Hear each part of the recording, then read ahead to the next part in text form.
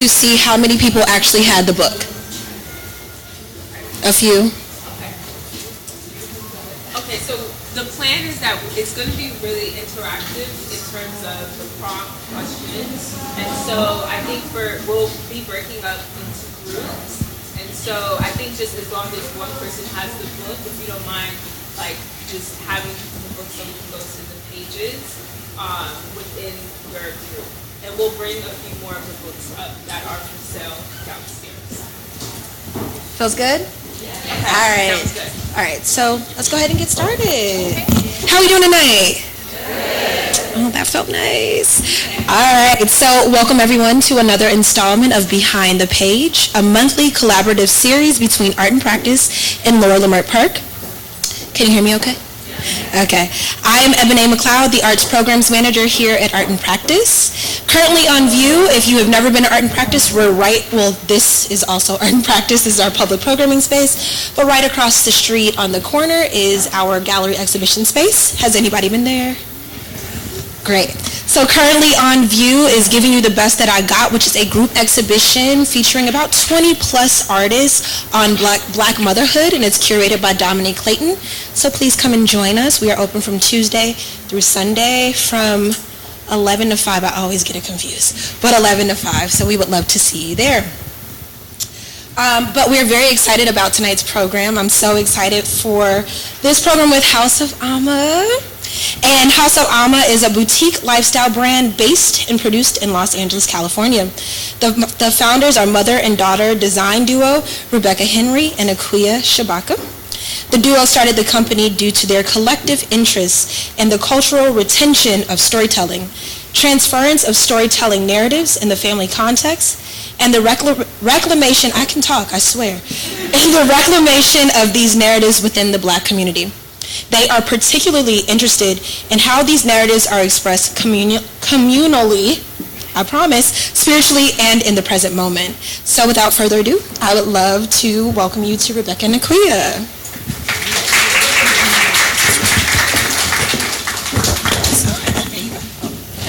Hello, hello. Hi, everyone. Thank you so much for joining us this evening.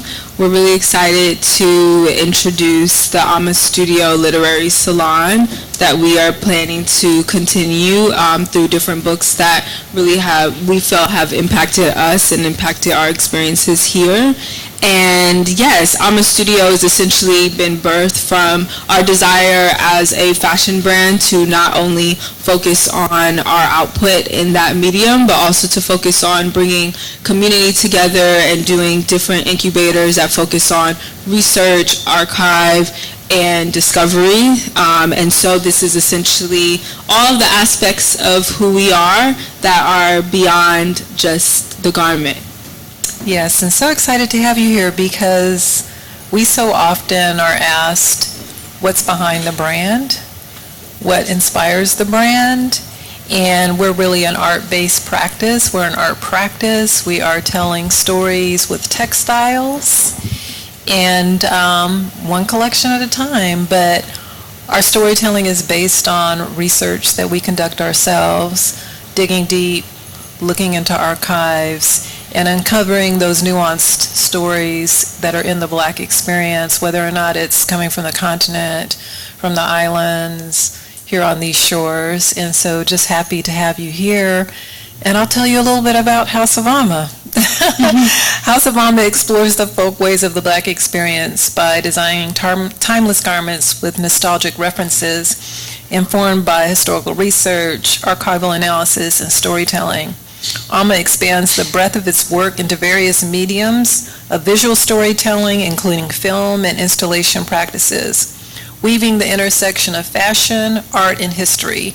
We aim to evoke dialogue and social commentary around heritage, remembrance, and to shed light on nuanced histories. And just bear with me because I don't have my glasses tonight. I left them at home and didn't want to return back because I didn't want to be late, so I'm squinting. So just bear with me.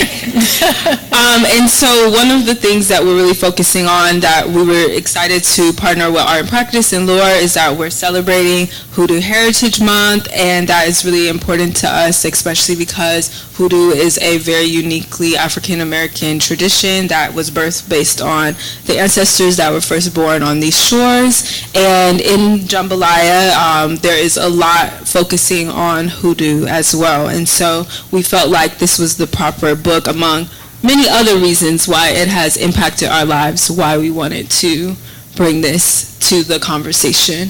Exactly, and just sharing a little bit about hoodoo. A definition that we use in our work is as follows: hoodoo, not to be confused with voodoo, which is a religion. But hoodoo is an admixture of Christianity and magical practices brought by primarily the captives of the Bantu regions of Africa.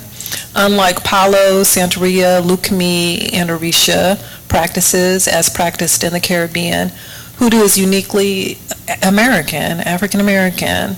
Interestingly, one does not need to be initiated into hoodoo. Neither is there a religious hierarchy or a place of worship. Hoodoo organically emerged out of the instinctive cue to survive.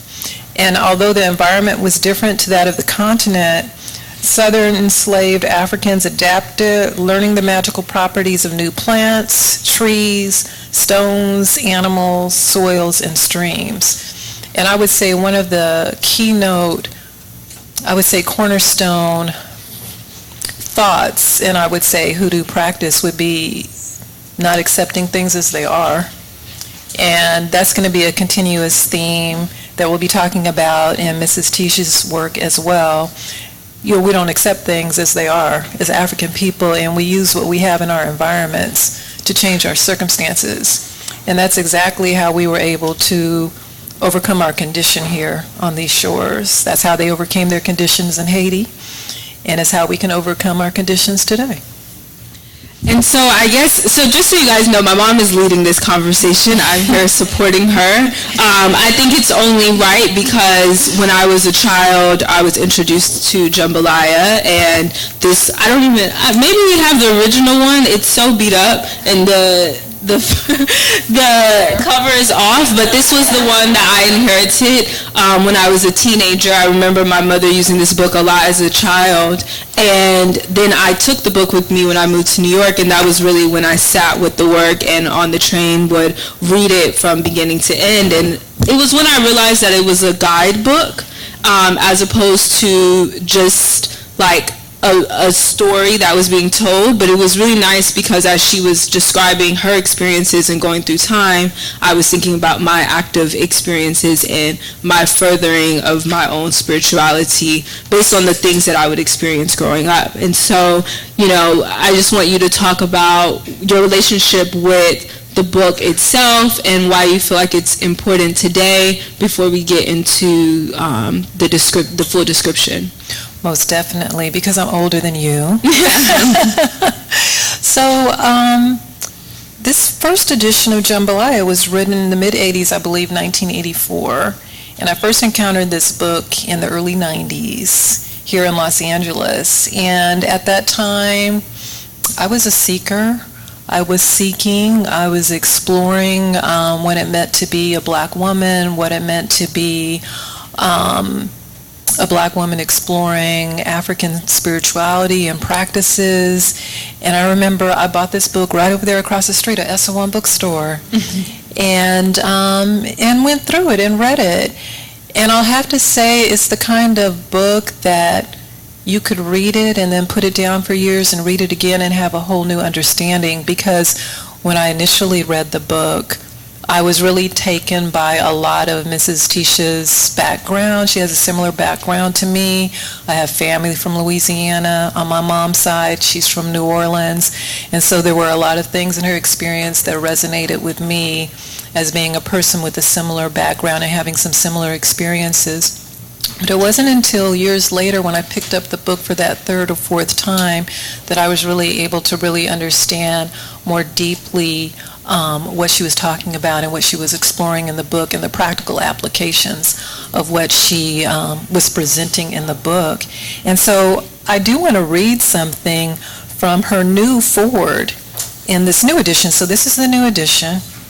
That's the one that we have today. Exactly. It has a new cover. Our old school edition has the cover that you see on the monitors, and that's what this book doesn't have anymore. But in this new edition, she has a new foreword that she wrote in 2024. Yes, and I wanted to read it because I think it's really appropriate for these times. She says, Jambalaya, the natural woman's book of personal charms, and practical rituals was published in 1985. To this day, it continues to be used by individuals, including men, and groups, and is regarded as a women's spirituality classic.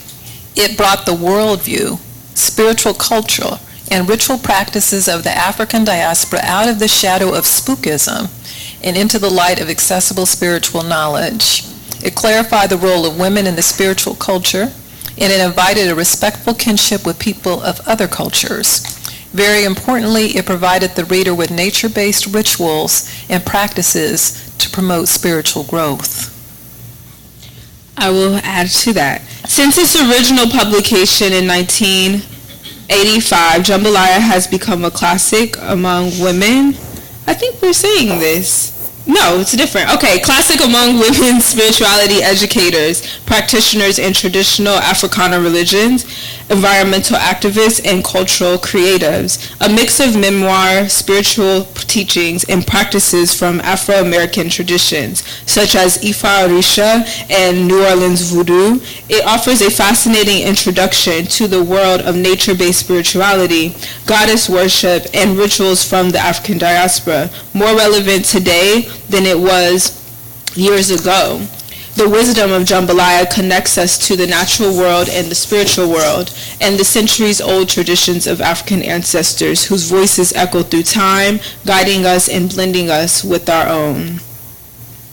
And so I just want to sit with that description. I think something that we were talking about today was the focus of how this could be so prevalent right now. I think, with the times of that we're living in, and identities being felt like they're being lost. I think, when this book came out in the 1980s, it was really interesting. Like, there was a large group of discovery. And I think we're at a place now where people want to preserve themselves and preserve their culture and identities, and we're being hit with a lot of backlash, in the administration. So I think that, tying in this book right now feels really necessary. I think so. And I think to kick things off tonight, we just wanted to go around and have everyone say just who they are, their first and last name, and who did you bring with you tonight in terms of your ancestors. I will start because I have my altar here with my ancestors. So I have my parents, Gilbert and Faye Henry. I have some of their elements as well. I have some cotton. My father sharecropped cotton and tobacco in South Carolina, and so I actually have a cotton boil from the field that he sharecropped. I was fortunate years ago when my father was still living to go to a family reunion and obtain that.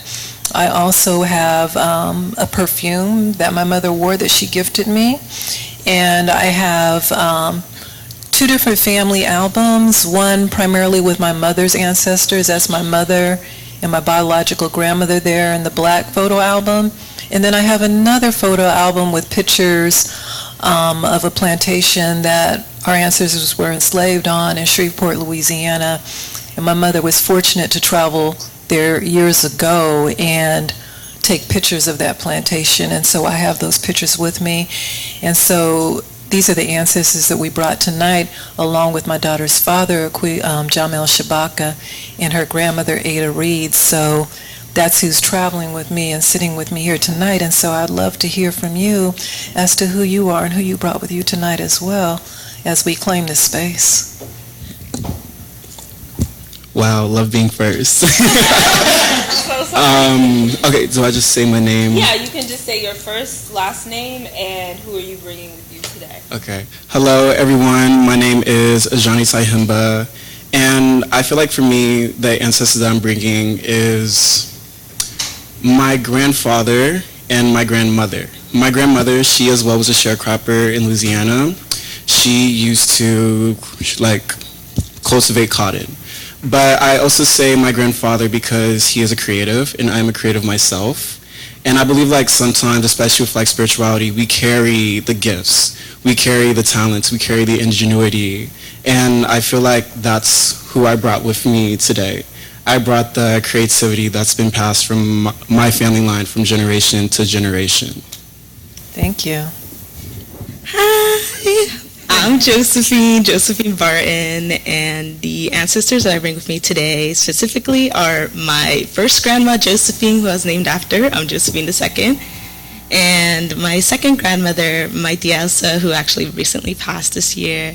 And it's my first November as well. I'm half Latina, doing Dias de los Muertos without my grandmother. So those are the two people I hold closest to me. So influential, both beautiful, wonderful, creative people, and they inspire me even from the grave. So, yeah. Thank you. Hi, I'm Esther Leah, and the ancestors that I'm bringing in are my grandparents, Shelley and Miles, also both artists, so I feel that. And my great-grandmother, Joanne, and my neighbor, S. Pearl Sharp, who recently passed away, and was an incredible artist and poet and very active in LA. Good job. My name is Aliyah Kishana Evans. I am bringing with me my great-grandmother, Edna Horton Smith. She was a educator. She was a librarian from Southern Florida who brought our family to California. She was the matriarch of our family, born in 1921 and lived to 100, and helped pioneer after-school programs and readings in Watts during her time. Thank you. Hi everybody, I'm Nia Robertson, and the ancestor that I'm bringing with me is my grandmother, Christine Blackwell Robertson. She was a waitress who was a single mom. She had 4 kids, and she was just this amazing sort of emblem, just this person filled with so much love and joy and generosity, and I try to mirror her in everything that I do, and I try to be a person that's a lot like her, and she's been on my spirit a lot lately, so she's with me today. Hello everyone, my name is Nkamakulam Ugo Chukwumerija, but I go by Nkem, and the ancestor that is here with me, with us today, is my recently late grandmother, Ezine Mercy Ugochinyere Ota, and she's like, say the full name, your full name, my full name, say it, so that's why I'm there saying it, and she just has this amazing spiritual strength that just gets you right in order, but she's joyful and she laughs and everything is fun with her, so I'm grateful that she's here with us. Thank you.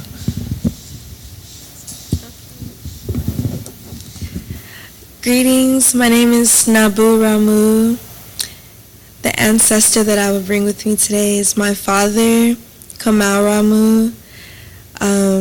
He's the one who taught me everything that I need to know about how to be a black person, honestly. He introduced me to culture and art and music and traveling. He was that guy. And I'll also add my auntie Daryl. She passed last year. She taught me like how to carry myself as a woman and how to walk with dignity in class and how to be a mother and take care of your children. So I'll say her as well. And then my uncle Hassan, he just passed in Senegal.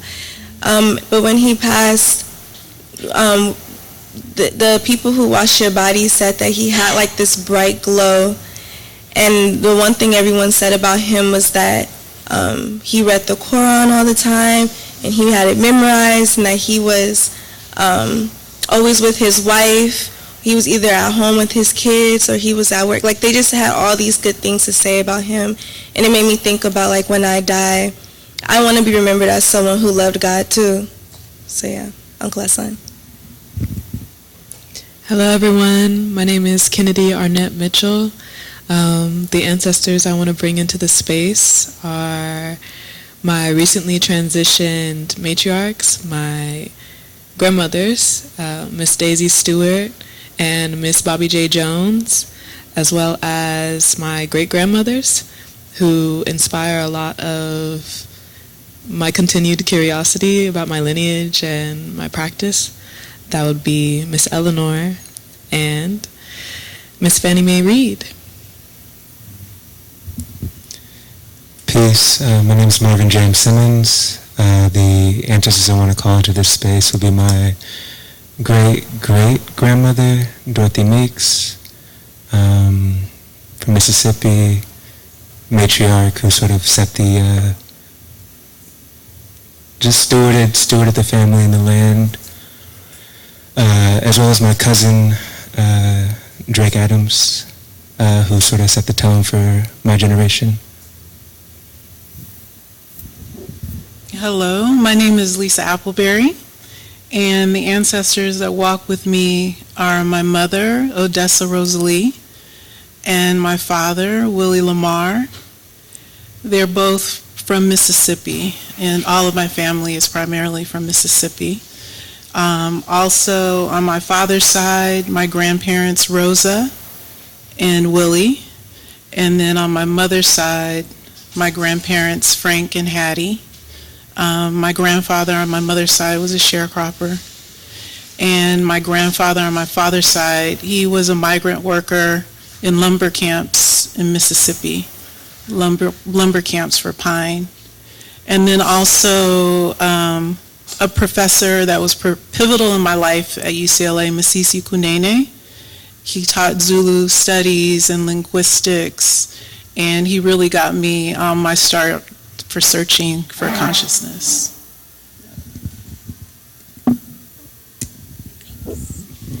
Hi, my name is Michelle Burney. I bring with me my grandmother Hazel Burney. I just visited her land back in Shreveport, Louisiana this weekend. She was a sharecropper. My grandfather James Burney, who was a carpenter. I'm also a carpenter and an interior designer. And then any ancestors who love me unconditionally who are unknown as well.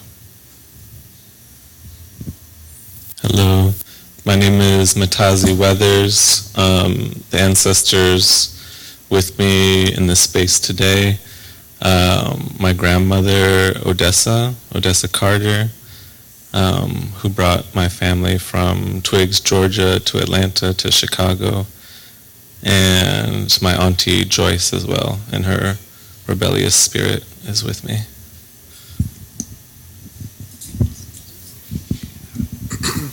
My name is Brandon Holmes, and the ancestor that I carry with me everywhere I go, my maternal grandmother, Willa Dean. She was a city girl, and I carry that energy with me throughout life because of her. Oh, I'm sorry. Thank you everyone for sharing. It's really beautiful. And they all have such beautiful names, but I don't have anyone specific, kind of like you said. I guess ancestors who love me unconditionally, who I don't know. Oh, my name is Sarah Asante, and my parents are from Ghana, and so I didn't grow up like with a personal relationship with a lot of my, like beyond my parents, like their parents. I didn't even really know their parents. I just heard that they passed away through word of mouth, basically. But I know that they love me unconditionally, and that they would enjoy this space as much as I am.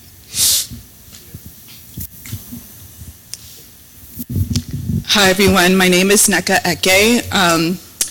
The ancestors that are coming to me are not the ones that I know, right? They're the ones that I didn't get to know, who were in Nigeria practicing, their own religions before Christianity came and took that away from them. And so I'm in this space for them to honor the practices that they were practicing prior to colonialization. So, yes. Amen to that. My name is T, and similarly, I bring ancestors with me who I bring everywhere with me. It's ancestors whose names I don't necessarily know, but who steward me and protect me everywhere I go every day. and who walk with me always.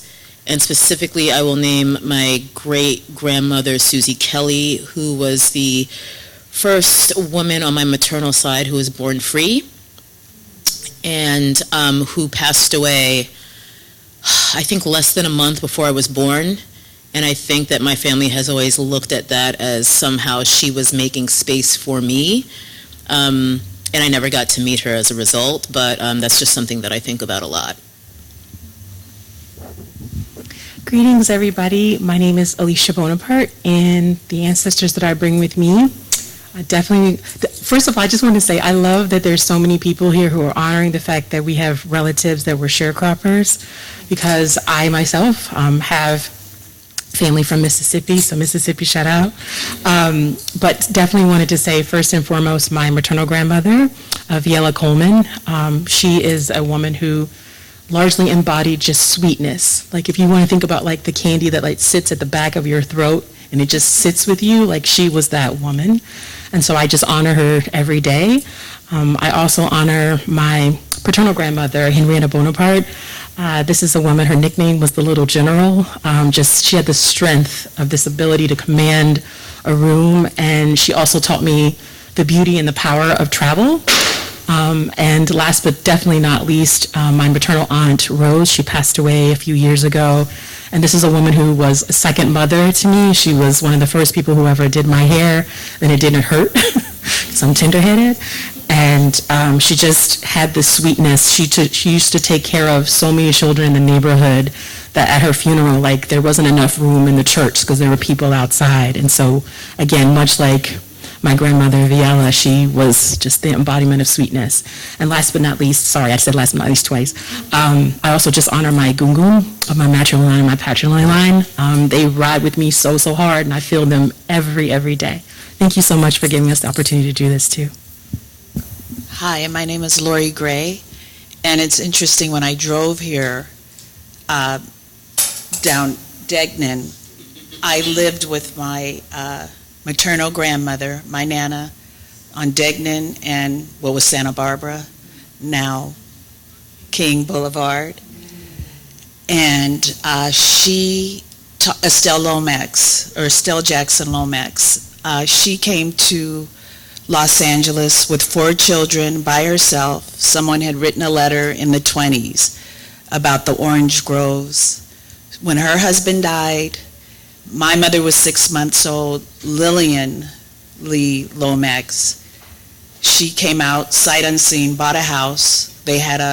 She and her husband and best friend had a hotel and restaurant in New Jersey. But she came via Virginia. Her father was a sharecropper. Anyway, I think I got the adventure from her and the undying faith. She was always happy, never remarried, and lived into her hundreds. She was vain, so she never would tell us her age. And hearing about UCLA, it made me think, when I was living with my grandmother, I was a history major, and there was a professor, Beverly Robinson, if anyone's heard of her, and who taught us folklore. And the most valuable thing in my life I ever did was get my grandmother's story on tape and her history. And she was raised by other relatives. Of course, her parents died young. But what I learned from Beverly Robinson and the faith of my grandmother, my mother, we all lived together on the street. So it was very emotional coming here, because my mother, she had cancer, and seeing her mother take care of her, but I got to live with them as they both transitioned, and they've taught me faith, never give up, intuition, to rely on that, and wow. Another thing, on my way here, I was invited to a 96th birthday party. When I went there, I was thinking how I missed my aunt, my mother's sister, Gertrude Gibson, who was a writer, and at a time when people wouldn't write about black artists, she did for the Sentinel, and her strength and oh wow, perseverance. And what she would tell me just when in school, I have so much to say. And I've been thinking about Rebecca because I met her in Compton. We used to walk to a health food store. Right. And so you have been on my mind. So how things just work out, how I saw my aunt's friends tonight, that was totally last minute. Then driving here, it's like, I feel my ancestors, they're here, and just thank you for this opportunity. Thank you. Hello, my name is Fletcher Jones, and the ancestor I look forward to bringing into this space tonight, surprisingly, isn't of blood relation. I spent a lot of my formative years desiring intergenerational relationships, but I think through migration on my maternal side and being exiled on my paternal side, those relationships were severed from those that have transitioned. But like, you know, every black person got an auntie or uncle that's not their blood relation, but I had an Auntie Vanna who assumed this position so valiantly. And she passed away in 2018 from a violent case of colon cancer. And similar to many of you, she was just a woman who the walls knew she was there. It's as if like the streets maneuvered for her to walk through. And similar to you, while driving to get my book, Jambalaya, from my home, I passed the 99-cent store. And in there, like so many years ago, she asked me, why don't you cut your nails? And I was like, because I don't want to, girl. And she just accepted me. She didn't ask too many questions. And she was like, well, if you're going to have long nails, then I'm going to show you how to clean them. And she was one of the first women in my life to just accept me for who I am and then give me the ropes and tools to ascend into this identity that I so desired to be. So it's for my Auntie Vanna. Hi, my name is Aziza Dia Johnson, and the ancestor that I bring with me today is my great-grandmother, Inez Witherspoon Martin. I didn't get a chance to sit with her as much as I wanted to when I was a child because she passed away when I was pretty young. But as I've grown, I've become very interested in our lineage and become the family historian. And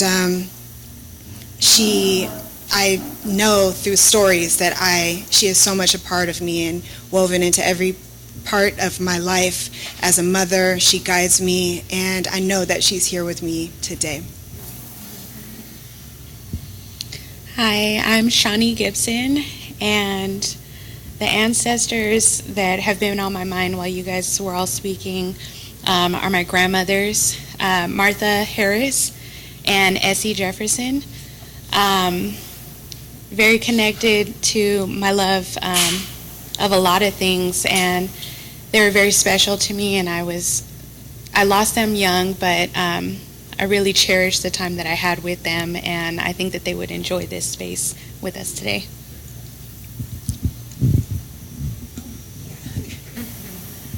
Hello, my name is Janai Rasay Barrett. I bring my aunt Fanita Barrett, who is a singer with the Blossoms. I also bring my grandmother Nolan Ann Parker.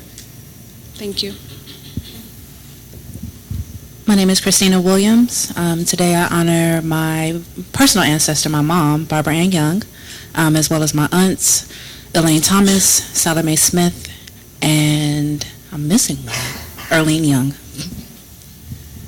Hi, everyone. My name's Autumn Wilson. My ancestors are always with me, but the person who is coming up right now is my grandmother, Evelyn.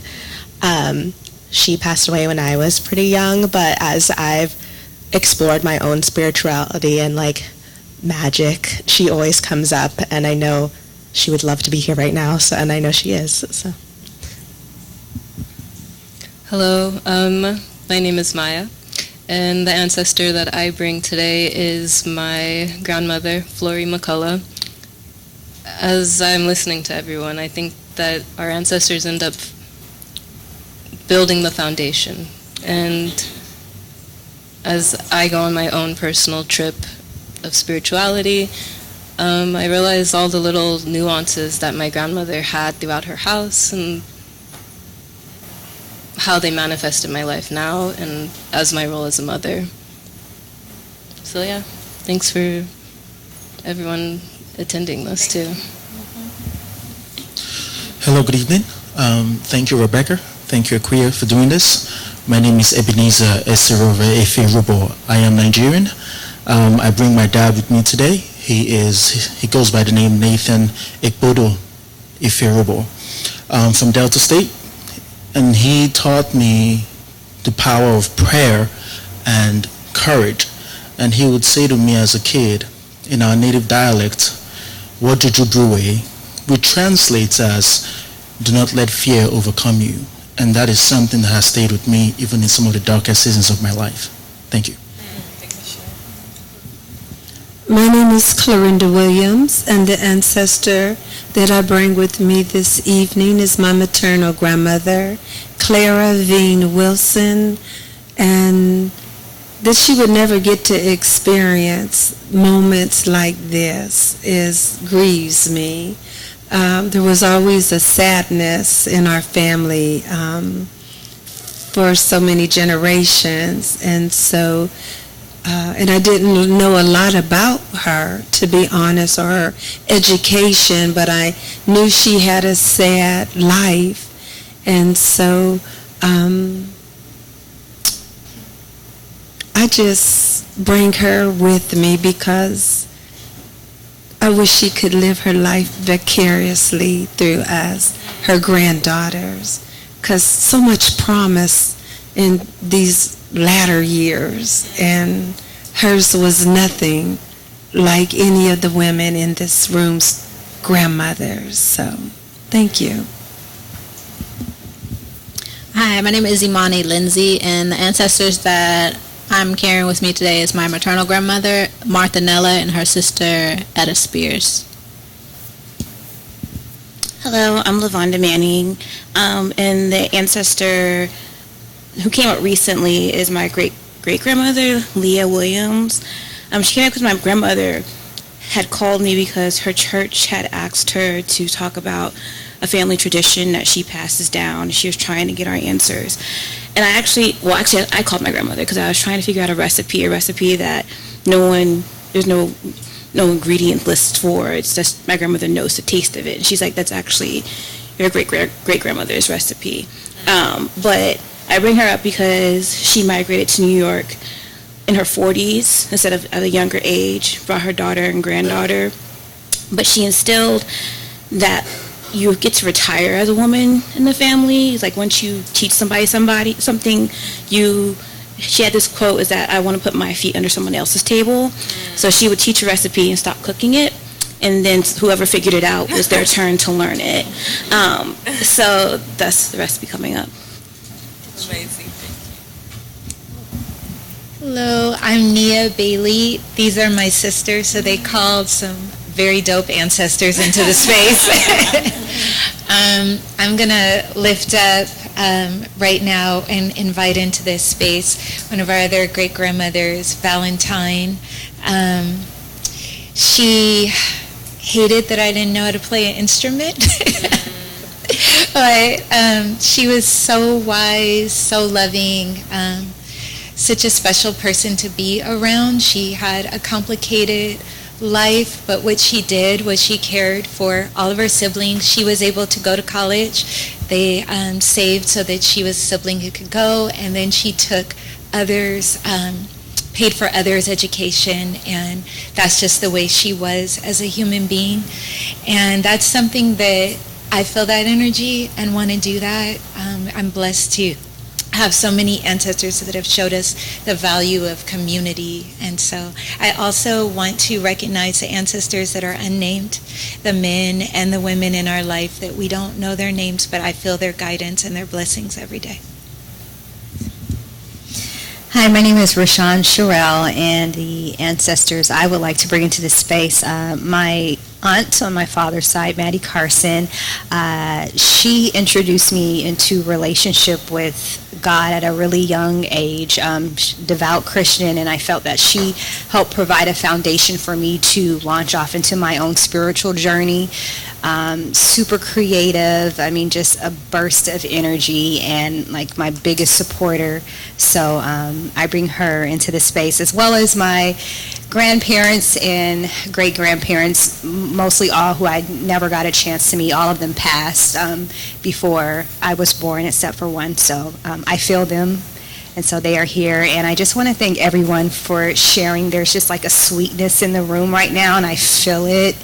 I feel like we're all covered in love. So thank you for sharing that with each other. It means a lot. Thank you. Hi, everyone. Excuse me. My name is London Jones. Today I want to call in my neighbor, Tony Stokes, who became an ancestor today. And when I moved back to South Central, he made me feel very welcomed and safe on my block, and I felt like I had a grandfather around the corner.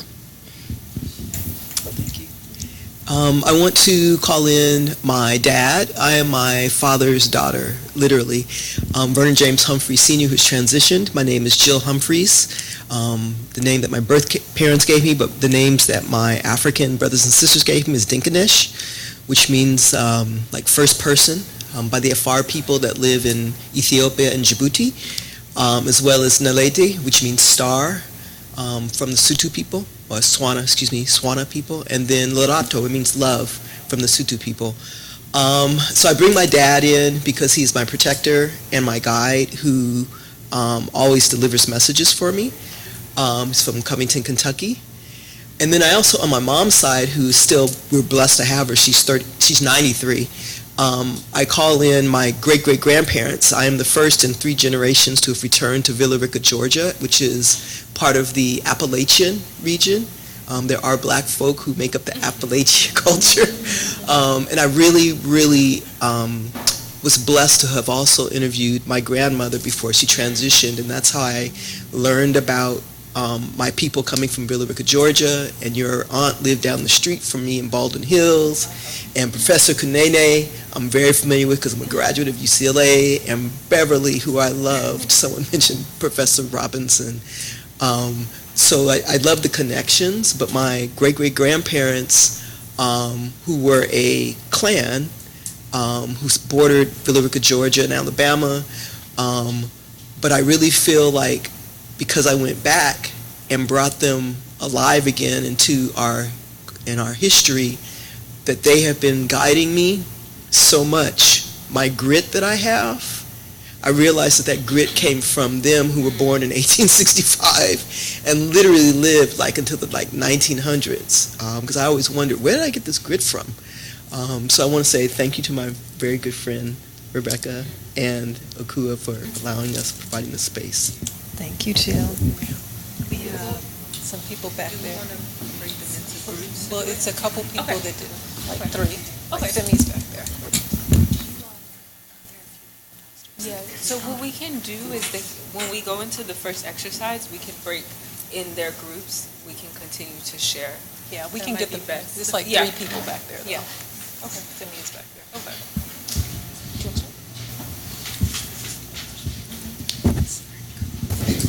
Hello everyone, I'm Sheila aka Femi. I'm glad to be here. The ancestors that I bring with me today is my grandmother Rosa Dean, Big Mama.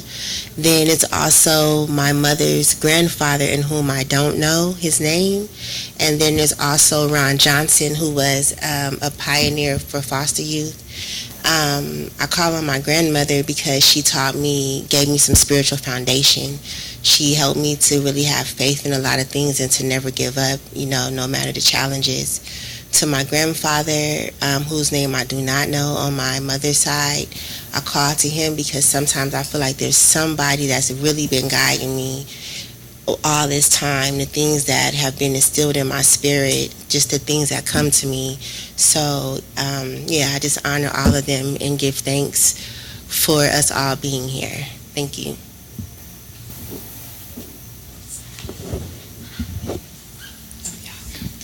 Hi Hi everyone, my name is Kenya, and the ancestor that I'm calling into this space is my mother. She passed when I was really young, only 18, but still I feel the memories are fading, but more so like what my body remembers from her is still there, and the lessons that she taught me. And yeah, I feel her just every day and everywhere I go, so yeah.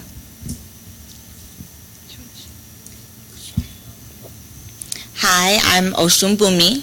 I call on Elams, Griffins, Dotson, Lowe's, Rooks, Hicks, Chokwe, Igbo, Angola, Abasa, Isheshe, and the lineage of my spiritual teacher, Oshitola. Thank you. Hi, my name's Jacob Nicholas. I'm bringing into the space today, I'm thinking about my grandma Mabel Henderson, who came from the island of St. Croix to New York and established my family here. And then I'm also thinking about my queer ancestors who may have not made it, and that information that may have lost that we may not be able to look at, but I can still feel through the energy. Okay. I thank you. It was so important to do that, to know who was here, who that we can see and not see. And it's just a wonderful segue into this book, this wonderful book, Jambalaya, that Mrs. Teish has written, because she talks a lot in the book about who's speaking to her and her ancestors and her lineage. And so if you haven't read the book, when you have time to really sit with this book, you're going to feel like what she talks about in this first chapter that we're getting ready to discuss, what it means to grow up being tipsy. And so if you have the book, you can open it up to that first chapter. It looks like this. And if we have a few extra, we can pass maybe one over here. And while those books are being passed, Maybe we should bring. are there enough books for people to look at? There's not. We need one over here. But I think maybe we bring one. Yeah. I have my own. Okay. Okay. We can bring it down. Thank you. Jill, you're sharing over there? Okay. And then we'll pass this one. Okay. Lavonda, you can use that one? Okay. So everybody has something that they can peek at.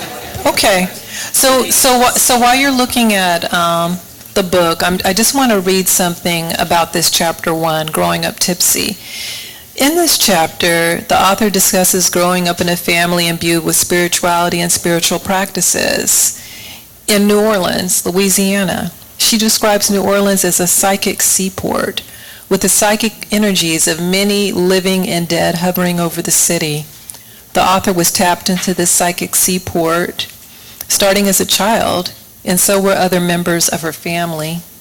She describes her experiences growing up tipsy and connecting the dots on the elements of secrecy that centered these everyday practices.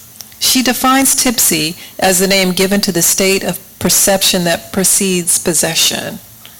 So an altered state. She was in an altered state, like an in-between state, because she was existing in a state where the ancestors were present, seen and unseen, but relaying messages, relaying practices.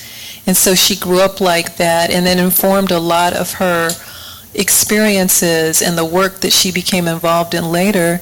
And so we do want to have a exercise and discussion around this work. So if you go to page 8, she discussed this example, which I was really in my breakout question, wanted us to discuss about this idea of growing up tipsy and the experiences that you have as a child or as an adult that could be things that were everyday practices, but maybe as you grew older you realized what actually they could be, or maybe they were actually traditions and elements like that. And so on page 8 she says this: Mamselle used red brick dust as a protection powder and for drawing religious symbols on the floor during worship.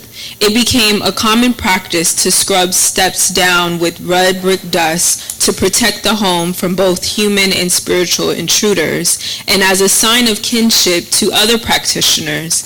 In time, scrubbing steps with red brick dust became a sign of cleanliness, and people who used it claimed that it sterilized wood and filled cracks in stone.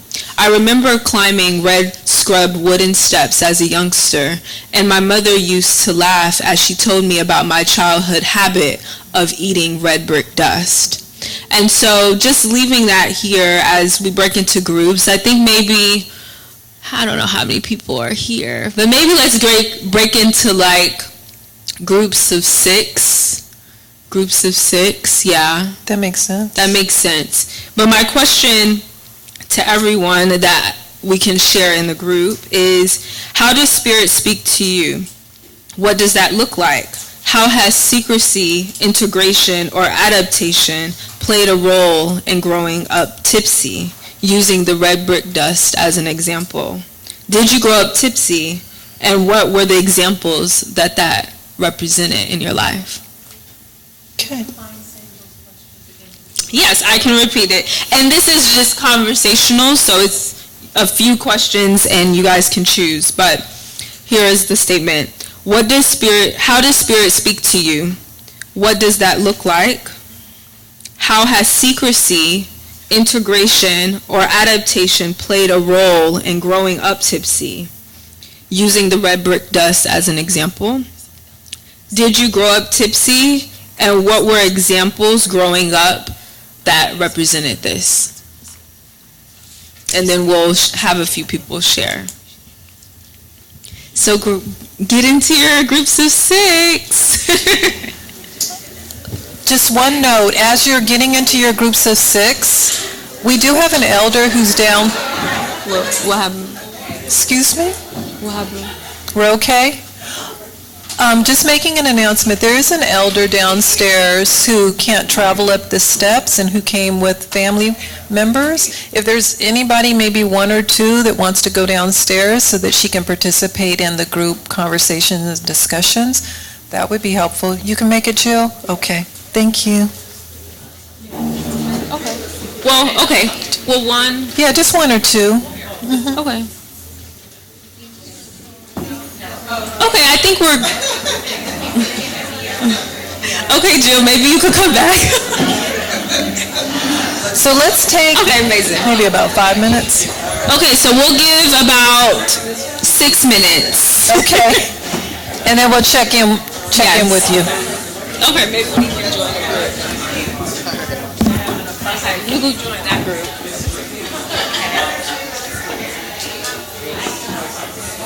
I'll join y'all.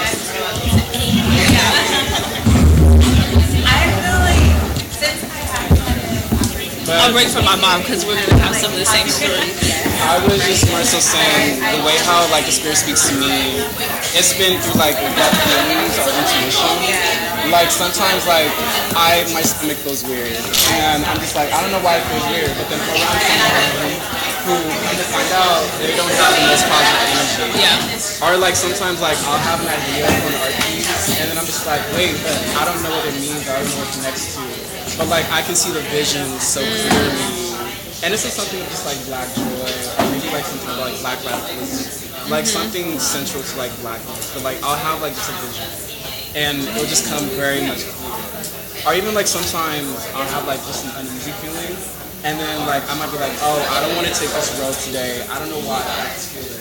And then there's like the car crash and then like 3 hours plus shot. So like that's how lately I've been receptive to the spirit speaking to me. I believe that there are other ways, but I believe in this moment in time where I'm in right now, it's my intuition. And I feel like they're trying to teach me and trying to tell me to learn how to trust myself. I feel like I spent a lot of my life listening to others and not trusting what I have to think. And I feel like now they're giving me those tools to really understand, like, no, like, my shit's out.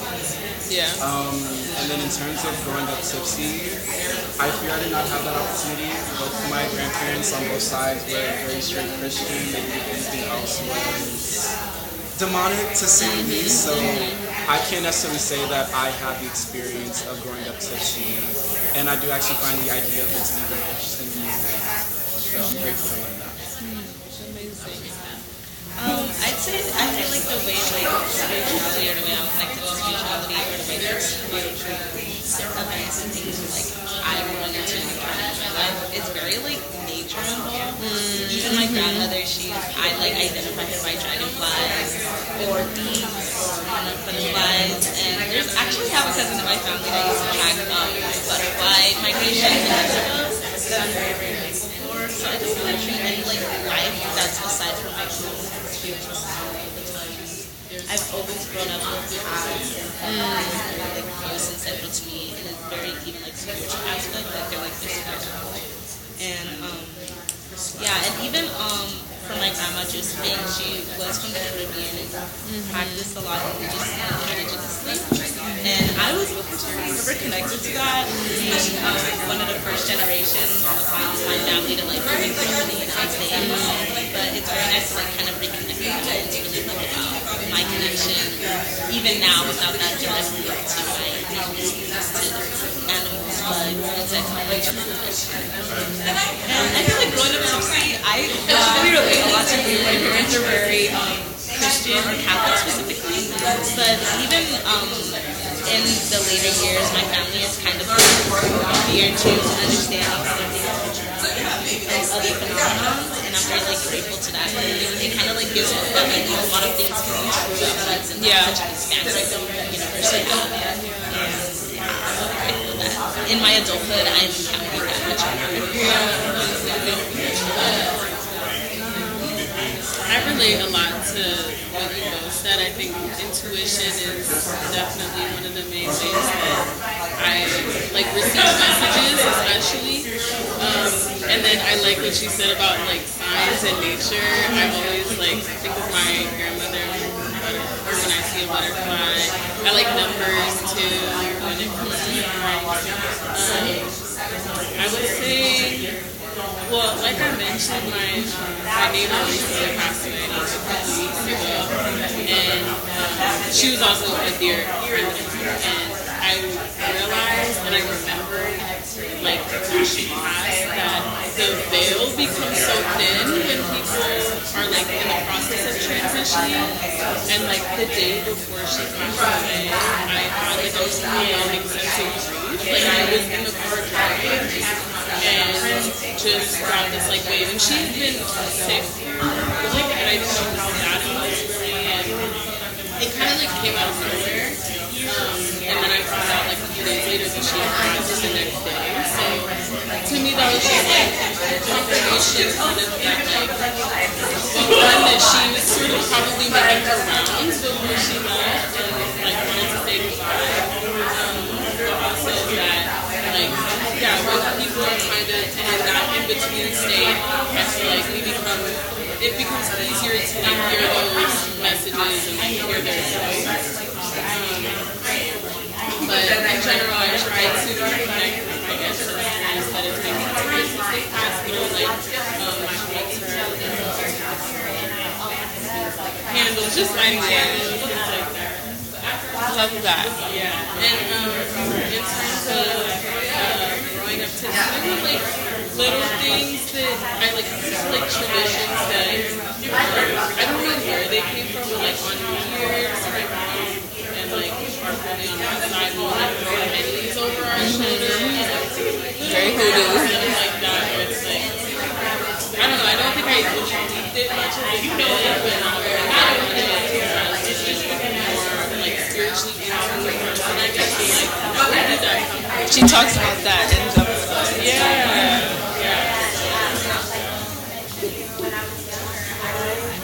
Similar experience with me as well.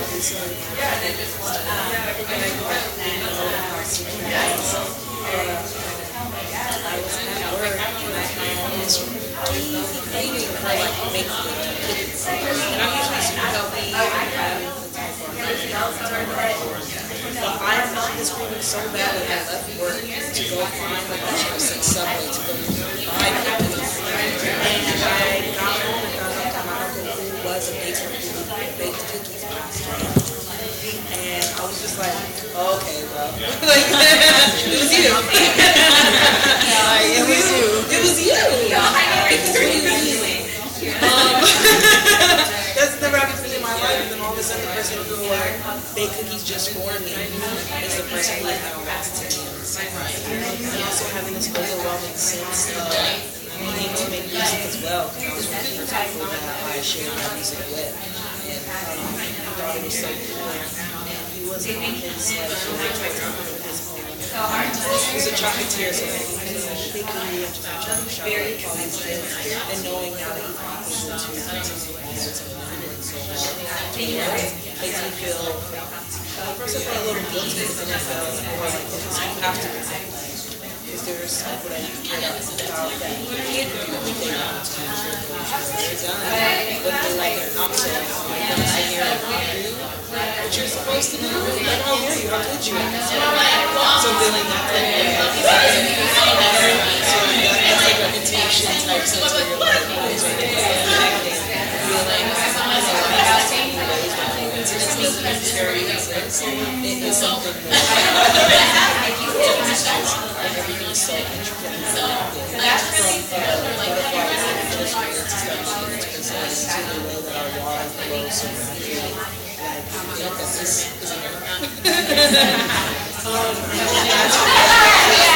I too am very Christian, but it's one of the ways certain things slip through. Like years, they have these traditions of greens for money,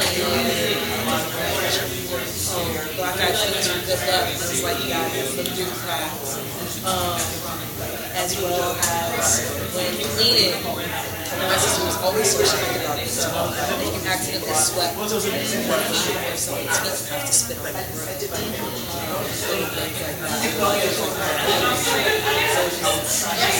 And then like learning things as I go, and not wanting to do the wrong thing in the process. So yeah, those were opening all your windows, spring cleaning, the music going on in the house was very important. It gets into your culture amazing. Yeah.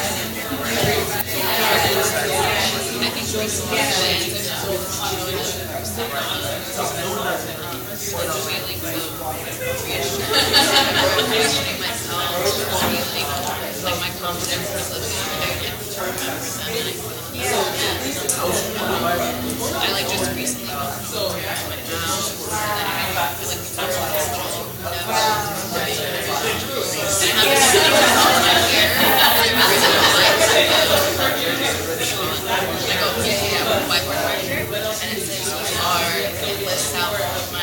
ancestors, my grandmother, my great-grandmother, all of them, and so I think just like like I'm just this like big collection of all of them makes me love my friends. And I think that's what reminds me of like, I don't know, like if I'm walking down the street and I see myself in the mirror, I'm like, oh, how dare you think that? You're your granny, like your great grandmother. And I think that's what as far as growing up tipsy, I didn't necessarily like everyone else, like Catholic and my family's pretty and things like that for the most part. But I have a family in Louisiana, and they're so interesting because Louisiana would be like, that's that stuff. But they literally do it. They literally be doing voodoo. And so, like, I had ancestors for like months, so I come back from like church on New Year's, and they're like, they gotta get my stuff smoking to give me a rag. And I gotta put it on my throat every night. And it's like, that's literally like, that's a spell. Exactly, it's a spell, honey. But, yeah, I think that's right. That's beautiful. Thank you for sharing. Okay, I'll share. I think that for me, growing up tipsy was not a thought that I had, because I think, like, I can say that my parents probably grew up tipsy in terms of realizing, like, their experiences and, like, what they understood in terms of their discovery in terms of spirituality that then like birthed me to take on the actions. You know, there was the foods that we ate, there was like the pennies in the corner, there was cleaning the house, there was certain things you did and didn't do. And so I feel like growing up it was almost like it was common practice. It wasn't though until I was later as an adult on my own and like kind of separate from those experiences that I realized that like I was moving life in a tipsy way, and I was starting to really welcome the signs and the energy that was coming from me. I feel like the way that spirit speaks to me is like it comes, like kind of what she talks about in terms of the whispers. It's there, but then I only realized it later, like when I noticed the synchronicities, or I noticed like some of it could be like a color red, but that's like the color that my father wore all the time, but like I didn't realize it in the moment. And so something that I've been really trying to lean more into is just trusting that intuition, trusting that whisper, and just almost not overthinking it or over like intellectualizing it, and just being in the flow, because I feel like there's a lot of space to intellectualize it, especially when you kind of grow up this way. But I think that like the most important thing is like how is it guiding you in your life, you know? And I think that I can finally say, I just had a birthday, 28, and I can finally say that I'm starting to feel like I'm just in the flow of my practice, in like the present state of it. And so yeah, that's kind of my I would like to say, your bring up certain things that I didn't realize made me a little bit tipsy. Like eating like for New Year's, my grandmother loved her to bits, but I always used to eat it. She would always eat chitlins every New Year, and she would cook it. And I always ate it every day. And I tried it once because I was curious, and I was like, and I had to love it. Granted, I was like 8 years old, but it was like a really like. I feel like the common one is like don't split the tail. Yeah, same. Make jokes about it, like that was like one of the few things my grandma, she was like, no, we're not gonna do that. Like it's a no. No, like she one time walked like 20 feet back and then she didn't play, and I was like, oh. And then on the question of what does like the spirit look like for you, I left this out because I forgot about it. But in a certain point in my junior year of college, I started making sigils for certain emotions or feelings.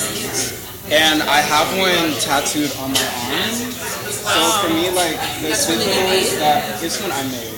So the sigil that I made, it was to describe the flow of life, and to allow like that flow to flow within me, and to allow that, like the good, the bad, the ugly. And I've made like other sigils for like love, radical vulnerability, discomfort, loss, especially like when I lost loved ones. And I feel like that was also another way. It wasn't necessarily I had an idea, it's more so I just wrote the word down, and just whatever my hand went to me, I allowed it. So I forgot to do that. Yeah, I feel like the point you made too, like even with the like religious subjects with a lot of parents things that understood like spiritualism. Like I agree with that so much. My mom would never really go on New Year's after it all happened after New Year's. Dia de los Muertos itself is all about the spirits from the afterlife coming back to visit us and do all that. And I'm just like, no, it's literally, you're literally making it happen. You're a little tattoo. Yeah. But yeah, that's like a super good thing to make. It's like it always slips through in some way. It's literally a part of the practice itself. You know? It's meant to. Yeah, it's meant to slip through. Okay, everyone. So I know we're sharing. This is gonna be hard because we love to talk. But I do want to at least pass the mic around, and at least one person from each of the groups to share one of their experiences in answers to the questions before we move on to the next part of the chapters. Maybe, okay, we'll start with you guys. Whoever wants to share. I would love for some of the sisters. Me? Yes. Hello. I did not nominate myself to share. Okay, we were talking a lot about how the Spirit speaks to us. And in our most, the last thing that's sticking, we all shared our stories that we feel the Spirit comes to us in dreams through gifts that we have, what we can see that others can't see, what we feel, just, it's a deeper knowing. And we talked about that in perspective to the current state of the world and how we are viewed, and how a gift is perverted sometimes into an illness or an abnormality. So we talked about the power of the Spirit and the grace that we're given from our ancestors and lifting and holding us up. Okay. Yeah.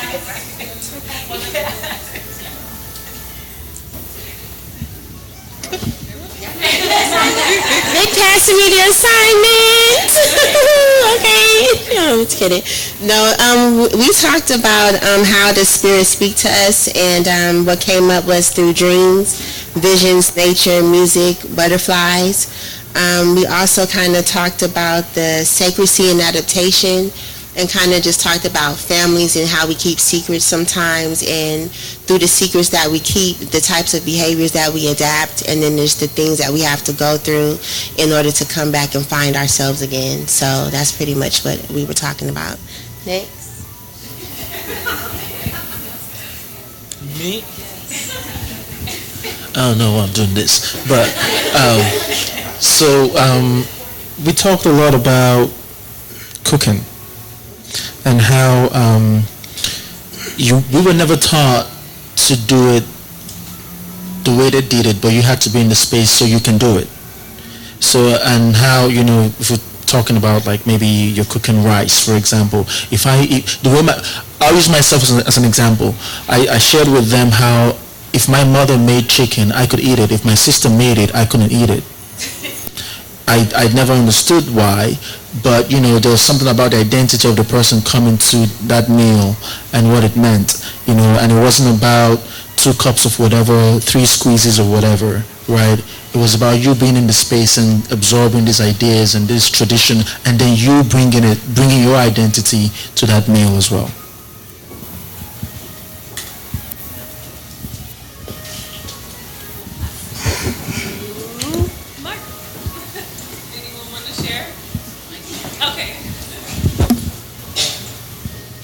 So we talked about nature, how the Spirit come to us through nature, through like intuition and little like bursts of energy or of feelings. Also through self-love.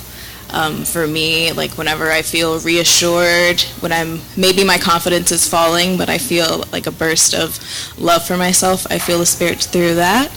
And we also talked about, as far as like growing up tipsy, this idea that all of us grew up in pretty religious, like Christian households, but there were still little ancestral things that would peek through, like we can't split the pole, or we have to eat greens and black-eyed peas, or different things like that. So yeah, that's what we talked about.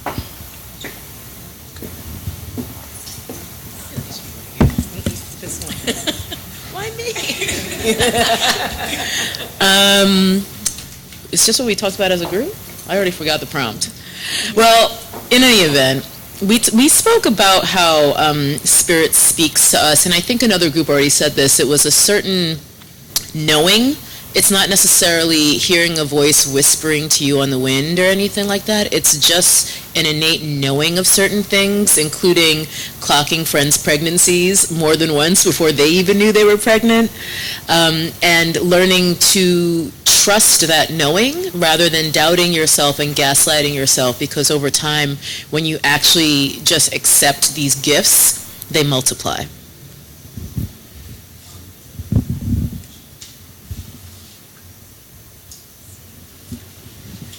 We kind of talked about everything, the same things that you all talked about as well. I mentioned the clairs, so like clairvoyancy and clairsentiency. We talked about an inner knowing, a knowing from writing, receiving signs like chills, feelings when you hear the truth, and things of that nature as well. So, yeah, same vibe. Share from downstairs? Oh, from downstairs? Okay. Okay. Pass the mic to. Oh, okay. Yeah. Touched a lot of him. Did you? Go ahead. Oh, okay. I was going to say paying respect to Miss Austin. Yeah, we went downstairs, talked with Miss Austin and her daughter, Sarita.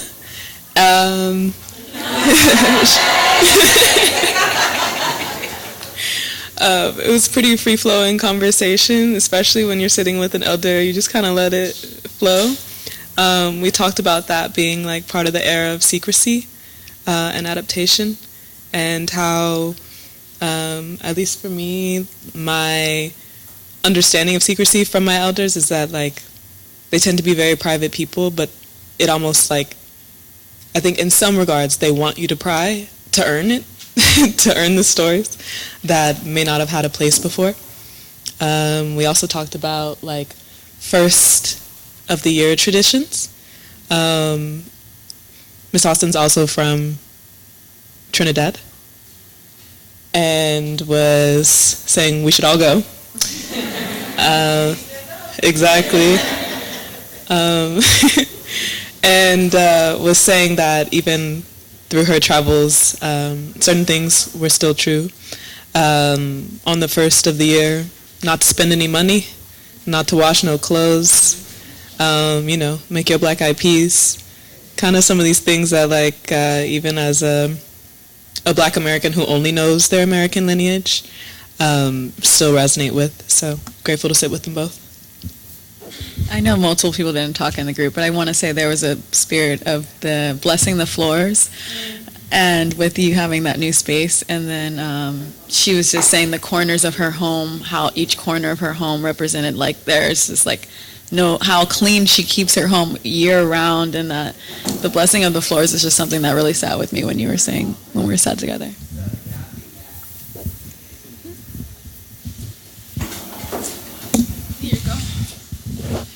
Wow, well, we are moving through our time here. We were very ambitious. We had a lot planned for tonight. I have my book all marked up. And we're going to skip a couple chapters, and we're going to go to chapter 5. So if you see chapter 5 in this book, it's the one that deals with ancestor reverence. And in this chapter, the author is discussing the importance of honoring our ancestors. She indicates that African people believe that those who go before us make us what we are. Through ancestor reverence, we recognize our origins and ensure the spiritual and physical continuity of the human race.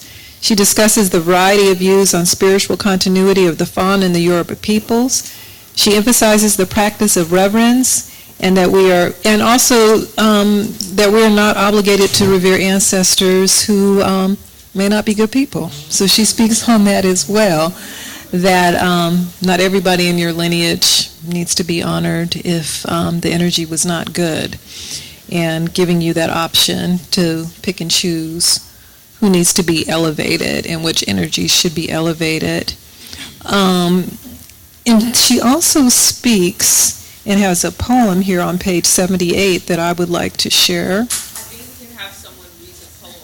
It's on page 78 for whoever has the book. Who would love to read the poem? It's on page 78. You don't read Okay. it? Okay. Okay. Okay. Those who are dead are never gone. They are there in the thickening shadow. The dead are not under the earth. They are in the tree that rustles. They are in the wood that groans. They are in the water that sleeps. They are in the hut are not dead. Those who are dead are never gone. They are in the breast of the woman. They are in the child who is wailing, and in the firebrand that flames. The dead are not under the earth. They are in the fire that is dying. They are in the grasses that weep. They are in the whimpering rocks. They are in the forest. They are in the house. The dead are not dead. Thank you. And so for the sake of time, we're going to jump to chapter 9. There's a workshop that we would love to do to essentially close the evening, which is developing a petition. And I'll explain what's in this chapter. It's the rainbow serpent. In this chapter, the author discusses magic as the art of using the forces of nature and the manipulation of symbols to manifest a desired change in people.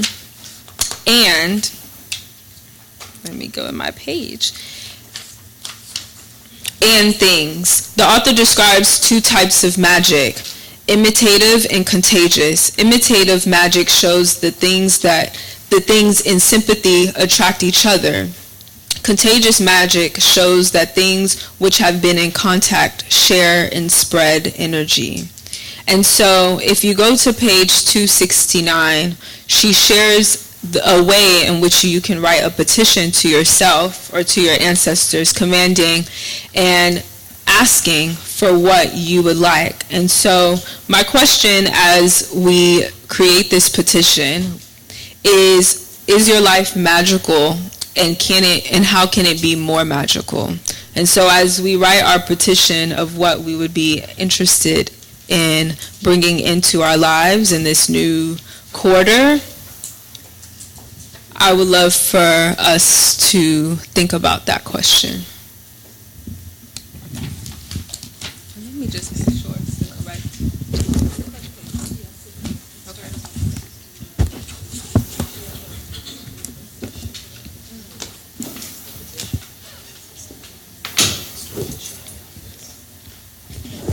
Okay, I think I have it incorrect. So it's 271. 271. Yeah. So 271, and I can go over the things that are asked in case we need to share what it looks like. So it asks for you to list your name. Who are you the daughter of? So you would list your mother's name, the date, the astrological date, this or something better according to your judgment, kind of ancestor or mother or spirit, and then you will put let there be. This is where you will describe what you're talking about. Give to me, her, us, them. Bestow the power of. I accept wealth in the form of. Name the amount. Bless me with the love of. Name the person. Madupe, thank you. Signature, and you would sign your name. Yeah. Okay. And so those are just examples. I actually, when my daughter was small, I actually used this practice when she was around 6, 7, 8. I was developing rituals in our family to counter the rituals that were out in the world. We were developing rituals of our own in the house. And so I actually used this petition as an exercise so that she can get comfortable with calling things into existence and for herself, and using her spoken word and her powers to bring things to herself. And so what she has there in the petition are suggestions for things that you could use, but you feel, free to develop what that would be for yourself, what it is that you would want to bring into being for yourself. And it's really a wonderful practice to affirm for yourself and to actually affirm and put something in writing in a tangible way, which makes it more concrete in terms of using your powers and your gifts to manifest.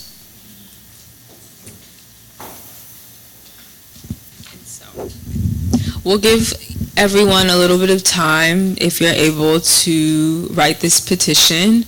Maybe one person or two people can share if they feel comfortable. And then, yes, unfortunately, this is how we will close the evening. I just want to say that I'm really thankful for everyone that came today to share a piece of their story. I think, as we were talking about just being spirit-led, and as she talks about in the book, this whispering, I feel like there was an emphasis on really discussing and describing and calling on our ancestors tonight. And so I think I'm just happy that that's where we led with this evening. It could have gone many different directions, but I feel like that was what we needed all here today. I found like there was a lot of collective similarities as well in terms of the things that we shared. And so I just give thanks for you guys to be here and for you guys to take time out of your day to discuss this book. I hope that it leaves you with something and you're left being able to discover more. And so, yes, thank you for coming to Aama Studio Literary Salon, first one. Thank you. But we'll still share, if anyone wants to share the petition, just let me know when someone is ready.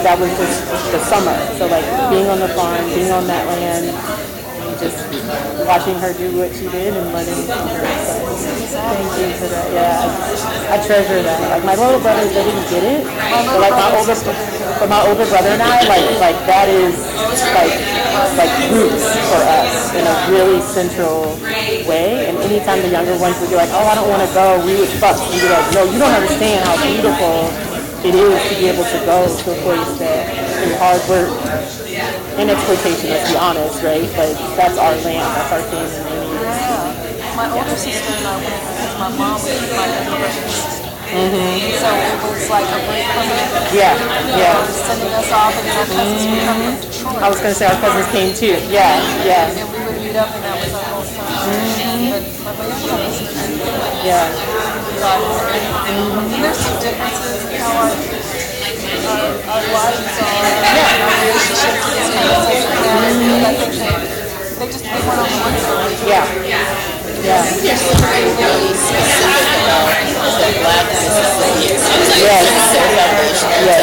Okay, hello everyone. Does anyone want to share their petition? Yeah. And they both write about Mississippi Yes. and all their I know it's so personal. respect for each other. Yeah. Does anyone want to share their petition? You'll share? Okay. Just one. Okay.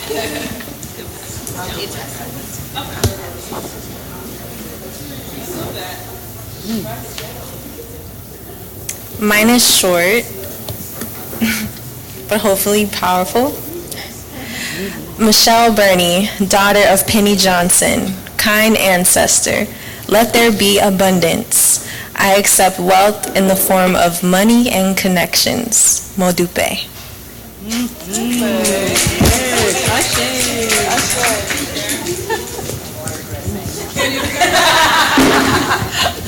The friendshiping was me. I got you, girl. I'll do one. And I was like, oh, wait, I got to do one. Okay, here we go. Real quick. Off the dome. My name is Aliyah Kishana Evans. I am the daughter of Deladia Trishan Sims. Kind ancestor. I'm going to take a little bit. Let there be abundance in my life. I accept wealth in the form of money as well as wisdom.